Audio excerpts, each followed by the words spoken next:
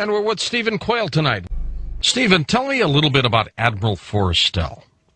Well, an amazing guy. First of all, he was the first Secretary of the Navy, but he was also one of the original founding members of Majestic 12, which Majestic 12 was a group that was created pretty much by the military to oversee all of the alien-related information, basically as a control mechanism to make sure that everything that came out or got out was filtered through them. And that was during Truman's administration, right? Absolutely.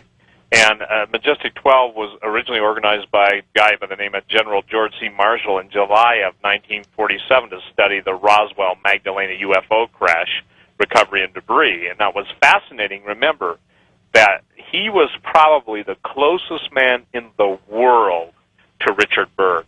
Okay, that's what people have got to figure out, why he had this strange accident. He goes into Bethesda Naval Hospital. They put him in there, his fellow generals, because he's got two issues. Now, is he in there as the admiral or as the Secretary of the Navy?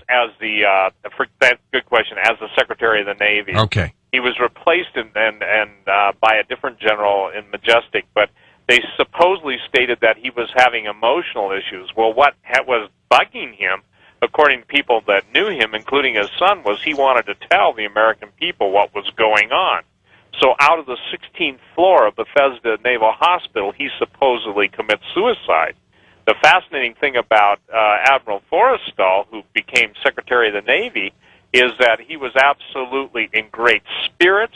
His own son said he would never have committed suicide. He was talking about his son about what they were going to do. He was looking forward to getting released. Man. And somebody somewhere says time to suicide. And by the way, Forrestal and Vince Foster are two of the highest-ranking men in the U.S. government who have ever committed suicide, or a better way to say it, have ever been suicided. Mm-hmm. And by the way, Doug Hagman's done a fabulous job on Vince Foster's death. Doug's specialty is bloodstain evidence, and so I don't know, if people can recognize it, but there are certain things that you look for in suicide, and when you don't find those things, you say, okay, who had the most to gain? Right. And what Richard Byrd was more concerned about than everything, Admiral Byrd, was the fact that even in those days, they shared Eisenhower's concern about the military-industrial complex.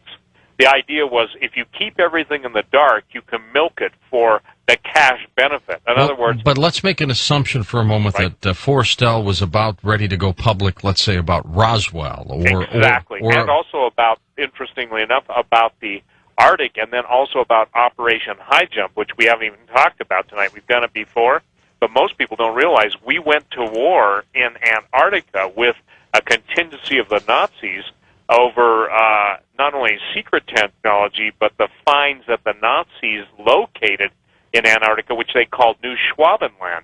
And after the Nazis, which is called Operation Highjump, again, George, it's on the page that we've put up for listeners. What I've tried to do is give them all this stuff. I mean, you and I can only touch on, so much in the time we have together, but all this stuff, all roads lead to Rome, and when you get to Rome, you find out Rome is not a very nice place. Somebody tossed the Admiral right out the window. 16th floor.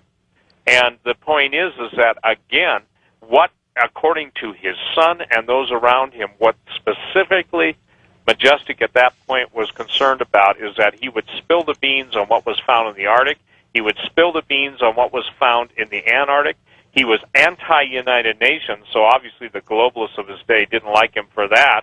And the point is that he believed that because of the way we had handled the closing of World War II, that the international, if you will, illuminists had pretty much taken control after World War II. And, when you look at Eisenhower and Eisenhower's trip to Wright-Patterson Air Force Base and all of the cover that went into that story, in other words, to see the Roswell find, it becomes more and more obvious that to contain the truth and to keep the truth, a lot of people have died who have tried to bring out the truth. Well, I got to tell you, the Admiral Byrd story is one of the strangest I've ever heard because it comes from someone of such credibility.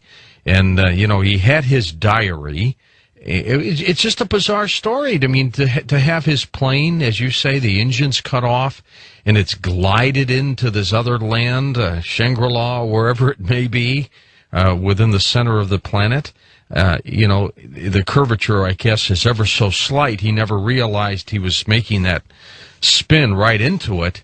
And then these beings taking advantage and helping him. They were good beings, apparently, and then they let him go, and off he went. What a story.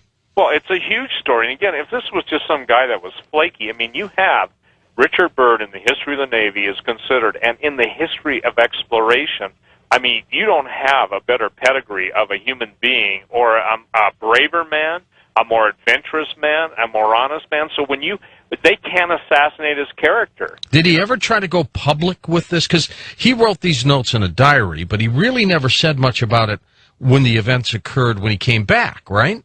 Well, the whole thing is Forrestal and Byrd were planning on going together and going public with it, and Forrestal basically, when he was suicided, Byrd went into kind of I guess you'd almost say a self-imposed exile from the standpoint that the only thing he would allow at that point is his diary to be released after his death. That probably scared the heck out of him. Well, yeah, because, I mean, when you've got men that you respect and you think they're your friend, and by the way, I've never been in the military, so I don't understand how those guys think in a lot of rounds, but I can tell you this, that a lot of our own military men in the different branches of the service, I mean, there are things that happen there when on turf and everything that leads in the death and destruction of each of them at other, our own country has got a history of killing our own,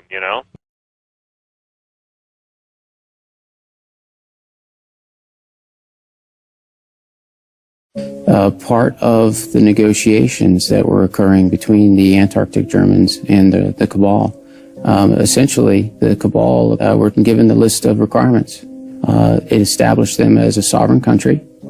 It established embassies in every country around the world.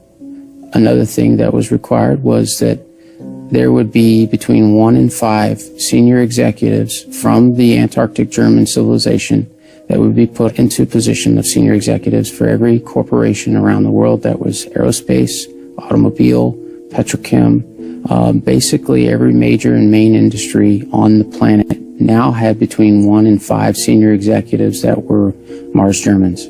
And I would guess that Operation Paperclip is a result of this treaty? Operation Paperclip was the first stage of it. And what is Operation Paperclip? Operation Paperclip involved integrating German scientists and technicians and engineers into corporations of the Western world, getting them passports and setting them up with homes and jobs and basically paving the way, opening the doors and laying out the red carpet. It was basically the United States. Yes. And the Germans had targeted the United States for its resources. That's right. They knew that the manufacturing and resource abilities of the United States were vastly larger than any other country at the time.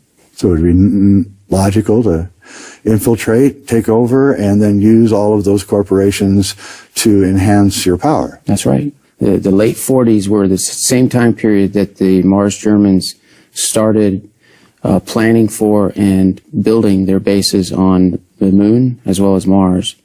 And it was during the late 40s period that the Germans, when they went to the moon, discovered a couple of things.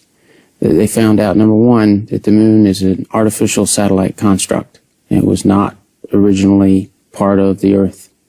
It was brought there from somewhere else as an escape ship, and that it is built out inside, and most of the real estate is already spoken.